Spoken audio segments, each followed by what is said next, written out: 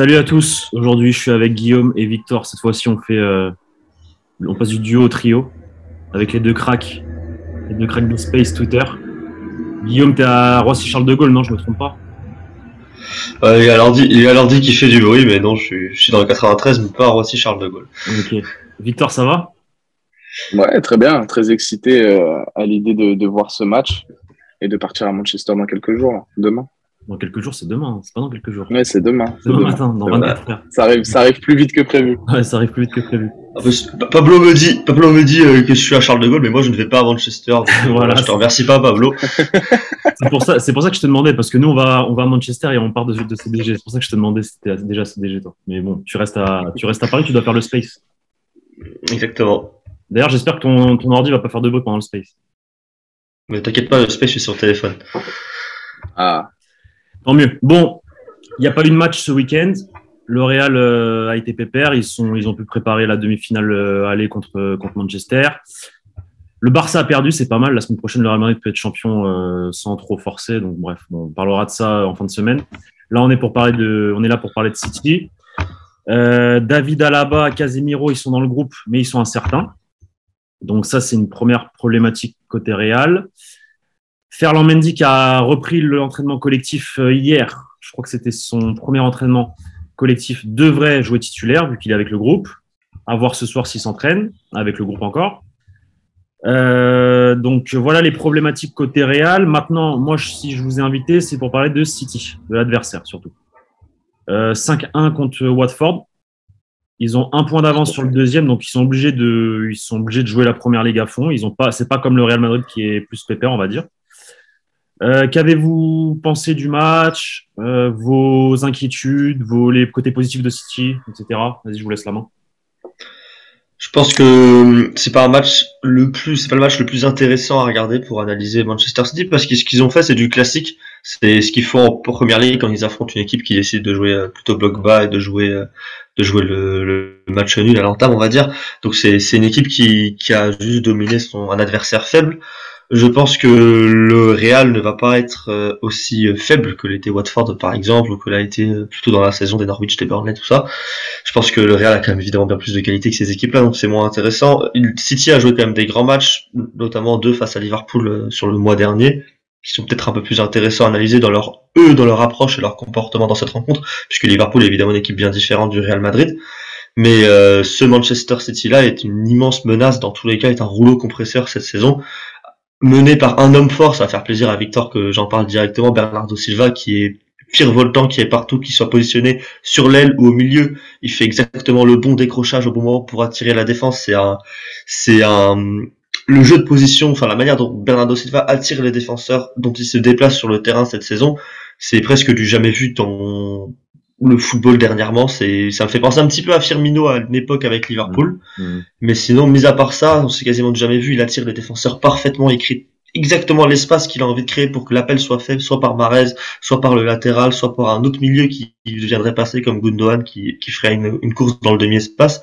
C'est incroyable. Même quand il joue ailier, il est trop fort en 1 contre 1 cette saison. C'est impressionnant sa saison. Et donc je pense que c'est déjà le joueur le plus dangereux côté City, si on doit en identifier un pour le Real Madrid. Donc joueur le plus dangereux pour toi, Bernardo Silva. Maintenant, de ce qu'on s'est dit en off, Kyle Walker est incertain.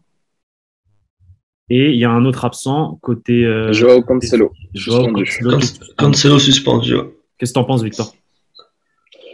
Alors ça, pour moi, c'est un élément vraiment déterminant du match aller. Cette suspension de Joao Cancelo plus l'absence potentielle de Kyle Walker, ce sont 2 joueurs qui font partie vraiment des hommes de base, des hommes forts de Pep Guardiola cette saison. Il faut savoir que Guardiola fait énormément tourner, il a énormément de bons joueurs à chaque poste, mais il y a 4 noms qui sont cochés directement sur la feuille de match.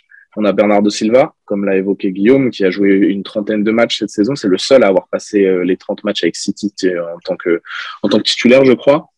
Et on a Joao Cancelo, qui est le 2e nom qui est tout de suite coché. Lui qui est si spécial cette saison et même depuis l'année dernière. Guardiola l'utilise vraiment comme un meneur de jeu excentré, comme un support au milieu de terrain. Même défensivement, il a fait certains progrès. Et que dire de Kyle Walker, qui est lui aussi un autre nom qui est rapidement coché par Pep Guardiola, parce qu'il apporte 2 alternatives. Il apporte un potentiel offensif sur le couloir droit contre des adversaires un peu plus faibles et contre des adversaires menaçants comme par exemple peut l'être le duo Karim Benzema et Vinicius Junior, il assure une réelle sécurité derrière, une réelle gestion de la profondeur, là où Aymeric Laporte et Ruben Dias peuvent être de temps en temps pris de vitesse, légèrement en difficulté. Kyle Walker est toujours là pour couvrir. On l'avait vu très bien faire contre le Paris Saint-Germain l'année dernière en demi-finale de Ligue des Champions contre Kylian Mbappé. Il nous avait sorti une double confrontation tout simplement exceptionnelle. Et je pense que Pep Guardiola comptait, du moins, vu qu'il n'est pas sûr qu'il puisse réellement compter sur lui, mais comptait s'en servir et vraiment en faire son homme de base de la défense citizen pour ce match. Et si on cumule à l'absence de João Cancelo pour suspension, il y a de grosses interrogations sur la défense de Manchester City pour ce match, même si, il faut le rappeler, sur les 4 derniers matchs de Ligue des Champions, ils n'ont encaissé 0 but, mais contre les grosses équipes, ils ont tendance tout de même à concéder des occasions. Ok. Maintenant, côté Real, donc comme je vous ai dit, Casemiro et Alaba incertains. Si Casemiro ne joue pas, ça obligerait Carlo Ancelotti, entre guillemets, obligé, à mettre, je pense, Valverde en 6 plutôt que sur le poste de ailier droit comme contre Chelsea. Du coup, ça laisse la place à Rodrigo pour être titulaire. Mais voilà, il y a une menace à gauche. Et Dani Carvajal va avoir besoin de soutien, qui s'appelle soit Sterling, soit Grealish. Qu'est-ce que vous en pensez ? Vas-y, Guillaume, je t'en prie. Je pense qu'il va préconiser Sterling. Il préfère Sterling dans les grands matchs. Grealish cire un petit peu plus le banc dernièrement, même si en début de saison, il était plus préconisé. Mais dans les deux cas, c'est évidemment une grosse menace. C'est un petit peu différent. Sterling, il joue quasiment comme étant le numéro 9 de cette équipe. Quand il y a Foden, même s'il est positionné ailier, qu'il est souvent dans le demi-espace gauche, il joue quasiment numéro 9, notamment quand le jeu penche à droite de Manchester City. Il est dans la surface, tout simplement. Il n'y a pas à le chercher à l'opposé ou quoi. C'est pas lui qui va être isolé en situation de 1 contre 1. Alors que Grealish, lui, dans le jeu de Guardiola, quand il cherche à isoler des 1 contre 1 sur les ailes, il cherche à isoler Mahrez, il cherche à isoler Bernardo Silva et il cherche à isoler Grealish. Sterling n'est pas cherché à isoler, c'est un joueur qui est là pour attaquer l'espace, c'est un joueur qui le fait magnifiquement bien, pour attaquer dans le dos de la défense, pour se placer parfaitement dans l'intervalle entre les deux centraux ou entre le central et le latéral dans le dos, c'est parfait, c'est le meilleur joueur pour faire ça, et c'est un joueur qui va pouvoir profiter du coup souvent des errances défensives qu'on a pu voir de Carvajal cette saison, même si Carvajal a été meilleur sur les derniers grands matchs qu'il a disputés, notamment contre Chelsea. On va voir ce que ça va donner, mais c'est un danger. Et moi, pour rebondir un petit peu sur ce que tu disais sur l'absence de Casemiro, c'est extrêmement préjudiciable pour le Real Madrid, parce que pour moi, ce sera à lui de tenir ce décrochage incessant de Bernardo Silva, ces déplacements de Bruyne aussi un petit peu. Ce serait à lui d'amener cet impact au milieu de terrain. Et si lui est absent, ça va être Valverde peut essayer évidemment de correspondre à son rôle. Il a les capacités physiques et l'intelligence de placement de faire ça, mais c'est pas Casemiro quand même. Là, moi, j'émettrais quand même en fait un motif d'espoir, tout simplement parce que le maître mot du côté de Manchester City, c'est la permutation. C'est-à-dire qu'il y a une mobilité qu'on a rarement vue, qu'on a déjà vue chez les équipes de Pep Guardiola, mais dont seul Pep Guardiola a le secret. C'est-à-dire qu'un joueur commence à gauche, mais va finir le match à droite. Il y a juste 1 ou 2 joueurs dans l'effectif, par exemple Riyad Mahrez lorsqu'il est titulaire ou Jack Grealish, qui ont des consignes vraiment très spécifiques de tu me colles la ligne, tu me joues uniquement des 1 contre 1. Et de temps en temps, il y a un petit dépassement de fonction. Mais sinon, tous les autres joueurs de l'équipe de Manchester City sont dans une constante mobilité, dans une constante permutation de postes, dans une permutation de rôle. Donc là, ça va être très intéressant de voir aussi s'il va titulariser Gabriel Jesus, comme je te l'ai dit en off, Pablo, parce qu'il est vraiment en forme, quadruplé ce week-end. Mais la titularisation de Valverde au lieu de Casemiro, Casemiro a l'intelligence tactique et est un vrai mec expérimenté de ces grands rendez-vous. Mais l'avantage d'avoir Federico Valverde, c'est que par contre, pour gérer la mobilité adverse, Valverde est quand même plus à même de pouvoir gérer les décrochages. Il est plus à même il est moins dans un fauteuil. Casemiro, à des moments, il est tellement sûr de ses forces qu'il ne prend pas trop de risques, même dans le pressing ou autre. Là, Valverde, ça va être un chien dans une équipe de Manchester City qui va le faire tourner en bourrique. Mais il a l'abattage nécessaire, Federico Valverde. La seule crainte, c'est l'intelligence tactique. Casemiro est un des meilleurs dans ça. L'autre problème, c'est que le mieux pour le Real, c'est d'avoir les deux, tout simplement. Ah oui, clairement. Si t'as les deux, tu peux clairement réussir à couvrir les centres en profondeur, notamment, c'est le positionnement de De Bruyne ou de parfois Bernardo Silva sur les centres en profondeur. Tu peux réussir à couvrir ça, sachant qu'on sait que le Real en plus a des problèmes dans les airs et des problèmes parfois de placement de leur charnière centrale sur les ballons aériens. Donc ce serait très important de couvrir ça. Et je pense qu'avec deux joueurs capables de coller comme Casemiro et Valverde, ce serait beaucoup mieux qu'un seul, quel que soit l'un ou l'autre. Et puis ensuite, ça aide dans tous les cas d'avoir ces deux joueurs-là pour sortir sur les milieux et de sortir aussi sur le fameux milieu axial qui se met à 35 mètres du but dans l'axe, qui parfois même un défenseur central, Ruben Dias l'a fait notamment cette saison, ou souvent Rodri, et qui donne des ballons par-dessus la défense pour des appels notamment de Sterling, qui le fait extrêmement bien, des appels de Foden ou de Gabriel Jesus s'il est titulaire. Et ce joueur-là aussi doit être couvert par un joueur qui presse. Et est-ce que Kroos ou est-ce que Modric vont réussir à le presser bien? Pas sûr. Est-ce que Valverde qui sort dessus, par exemple, j'ai beaucoup plus confiance en Valverde qui sort extrêmement vite sur ce joueur-là pour empêcher cette passe facile, cette passe que les équipes qui jouent bloc bas en première ligue laissent souvent, parce que c'est pas le premier danger. Le premier danger, c'est pour eux de coller, empêcher les appels dans le demi-espace, de coller le joueur qui va être isolé en 1 contre 1, notamment Mahrez, de tenir De Bruyne quand il est au coin de la surface et qui tente son centre en profondeur, et il laisse l'opportunité à Dias ou à Rodri de distiller un bon ballon. Et pour moi, le Real a besoin d'avoir les deux, d'avoir Casemiro plus bas, Valverde plus haut, pour empêcher aussi cette solution-là, parce que City se crée beaucoup de buts de cette manière, surtout avec la forme en ce moment de Jesus, s'il est titulaire, qui est extrêmement bon là-dedans, et sinon avec la forme de Sterling, bien sûr, et surtout ses appels de balle. Et du coup, c'est pas la fin. Je pose une question maintenant. Imaginez que Casemiro n'est pas là. Est-ce que Carlo Ancelotti n'aurait pas tout intérêt à aligner Camavinga plutôt que Rodrigo, du coup? Donc Camavinga en 6, on va dire, et Valverde à droite. Là-dessus, moi j'aimerais beaucoup Camavinga. Même si Camavinga, c'est pas. Bon, désolé, je te coupe, Victor. Même si Camavinga, voilà, c'est pas le rôle de Casemiro ni de Valverde, mais il a cet aspect physique, on va dire, tu vois. Et sur un match, tu peux lui dire, tu dois faire comme ci, comme ça, tu vois, tu bouges pas. Non, mais tactiquement, c'est trop feu follet. Là, Manchester City, ils vont se régaler parce que même si Camavinga il fait de très bonnes performances, mais j'ai trop souvent, même encore aujourd'hui, cette impression il sait pas ce qu'il fait sur le terrain. Alors le problème, c'est que techniquement, il est supérieur à la moyenne des gens de son âge, de toute sa génération quasiment. Mais il y a des moments sur le terrain, tu te dis mais pourquoi tu fais ces déplacements? Pourquoi défensivement t'es pas là? Pourquoi il y a encore trop de moments où il manque de rigueur. Et contre une équipe comme Manchester City qui connaît ses circuits de passe par cœur, s'il y a un joueur qui est hors tempo, ça va se sentir directement. Après, mais entre Rodrigo et Camavinga, on a un peu le même problème, parce que la rigueur chez Rodrigo, c'est pas non plus son point fort. Mais par contre, moi, c'est ce que je te disais également en off, ça aide sur un point, ça va être les phases de transition, les contre-attaques et offensivement même globalement, parce que le côté gauche de Manchester City, c'est un côté sur lequel il faut appuyer défensivement. C'est pas là où ils sont le plus rassurants. Ça risque d'être Zinchenko titulaire potentiellement. Nathan Ake, sinon. Nathan Ake, mais il est incertain également, Nathan Ake.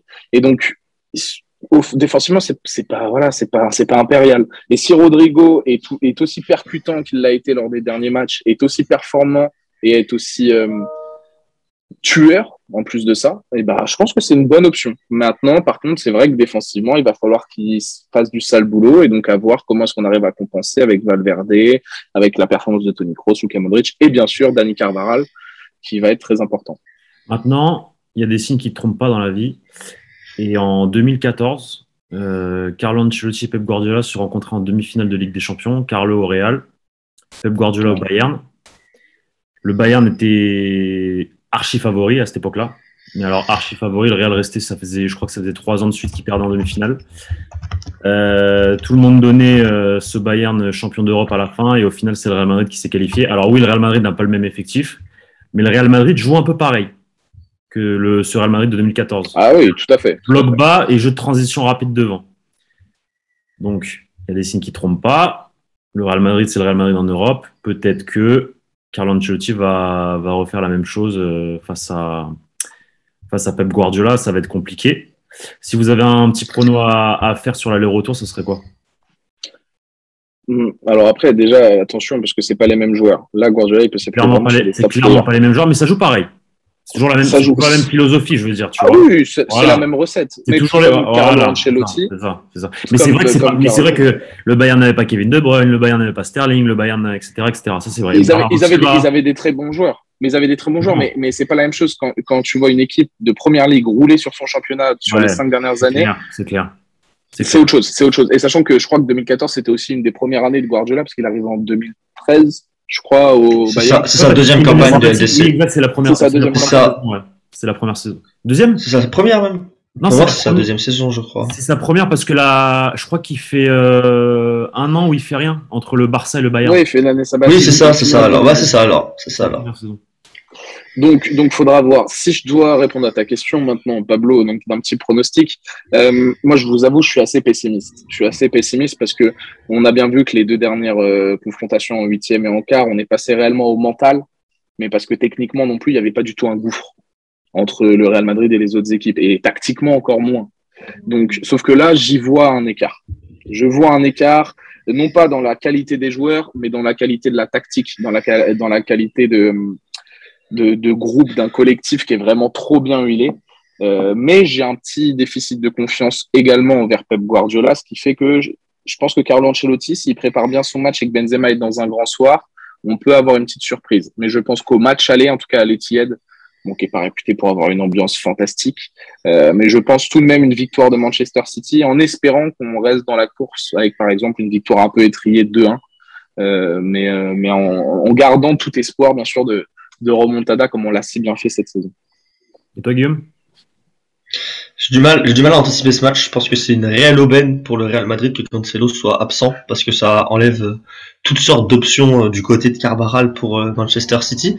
Et je pense qu'au match retour, c'est déjà plus simple pour le Real Madrid en étant à domicile et en ayant déjà une bonne vision sur ce que va être la double confrontation avec l'aller. Donc j'ai tendance à croire que City va peut-être avoir un petit peu de mal avec avec l'absence de Cancelo, qui est quand même clé aussi dans la construction. Et je me demande si Guardiola lui-même, j'ai aucune confiance en Guardiola en Ligue des Champions après tout ce qu'il a fait depuis des années dans tous les cas sur certains grands matchs. Donc je pense qu'il va réussir à mettre la composition qu'il faut, mais on sait jamais avec Guardiola. Il l'a fait en finale, en demi, en quart et en 8e de faire des choses bizarres, donc on sait jamais. Mais ça mis de côté, évidemment, la meilleure équipe c'est City. Tactiquement c'est City. Techniquement c'est City. Donc c'est difficile de choisir contre. Je pense que le match aller peut être un nul, notamment l'absence de Cancelo me fait dire ça, un 0-0, un partout, un nul où le Real défend fort, où le Real comprend qu'il faut presser dans ce match. Là, c'est pas un match où il faut attendre bas, parce que sinon tu prends 5-1 comme Watford prend. Je grossis le trait, faut pas attendre bloc bas faut pas attendre contre City, sinon City, ils ont le jeu de position exactement parfait pour réussir à battre cette équipe-là qui attend, en faisant monter un défenseur, créer un espace dans le dos, centrer en retrait but, quoi, tout simplement. Donc je pense que le Real va réussir à bien défendre le match aller. Je dirais 0-0 à l'aller. Et après, au retour, franchement, je pense que c'est dans les mains de Dieu, comme on dit, hein. Si le Real arrive à avoir un résultat positif à l'aller, un match nul, je pense que tout peut arriver au retour. Je pense que tout peut arriver dans la composition de Guardiola. Tout peut arriver aussi avec de tels joueurs que possède le Real Madrid. Donc j'ai du mal à me projeter, mais je verrais bien ce match, par exemple, cette double confrontation aller en prolongation. Je verrais bien ça aller en prolongation au match retour. Je sens bien un nul à l'aller, nul au retour. Nul à l'aller, nul au retour. Et ça va en prolongue. Et après, en prolongue, là, c'est déjà très compliqué. Je pense que le Real se qualifie si ça va en prolongue, par le mental et par l'expérience de certains joueurs. Bernabéu. Et par le Bernabéu aussi. Mais après, voilà. Mais j'ai bien aimé la petite ref à CR7. La petite ref à CR7 est entre les mains de Dieu, donc c'est pas mal. Ouais. Pas mal. Et Guardiola va nous sortir Gundogan arrière droit. Très bien, c'est sûr, il va nous faire une bizarrerie. Il va nous faire une bizarrerie, c'est sûr. Mais en même temps, avec Cancelo et Kyle Walker absent, il y a moyen qu'il te sorte un truc bizarre, donc on verra. Ouais, mais il va sortir un truc de son chapeau, il y a moyen. Ouais. Et ça, c'est pour faire plaisir à Guillaume. Bon, les gars, merci d'avoir accepté l'invitation. Désolé, Guillaume, de t'avoir réveillé à 10h30. Oh là là. T'avais les yeux rouges quand t'es arrivé, quand tu t'es connecté sur le Zoom. Du coup, juste pour expliquer aux internautes, Victor et moi, on sera à l'Etihad pendant que Guillaume sera chez lui tranquillement en train de faire un space. Je tiens à dire que c'est mieux que d'être à l'Etihad, qui est un stade avec un public plastique. Voilà, comme ça, c'est dit. Parfait. Pour vous dire, non, sincèrement, le match, moi j'ai regardé le match contre Watford. Oh là là, parce qu'il y a eu 3-0 assez rapidement dans le match, ou 2-0 plutôt. Mais 2-0, l'ambiance. Oh, l'ambiance catastrophique. Mais bref, On risque- après, c'est les stades anglais. Hein, mais... On risque d'entendre les supporters madridistas parce qu'on les entend plus Oh, à oui, l'extérieur oui, que au Bernabéu, parce qu'au Bernabéu, c'est pareil. Hein. Enfin, J'ai réussi à les entendre au Pirjuan il y a une semaine, donc Voilà. je pense que vous allez bien les entendre En à fait, l'Etihad. quand ils sont à l'extérieur, tu les entends. Par contre, au Bernabéu, tu les entends pas. Mais bon, bref, c'est un autre débat. Bon, les gars, merci à tous, merci à vous, et on se dit à très bientôt pour une nouvelle vidéo. Je pense que le débrief, je le ferai avec Victor demain en direct de l'Etihad Stadium. Voilà. À très bientôt. Ciao, merci. Salut!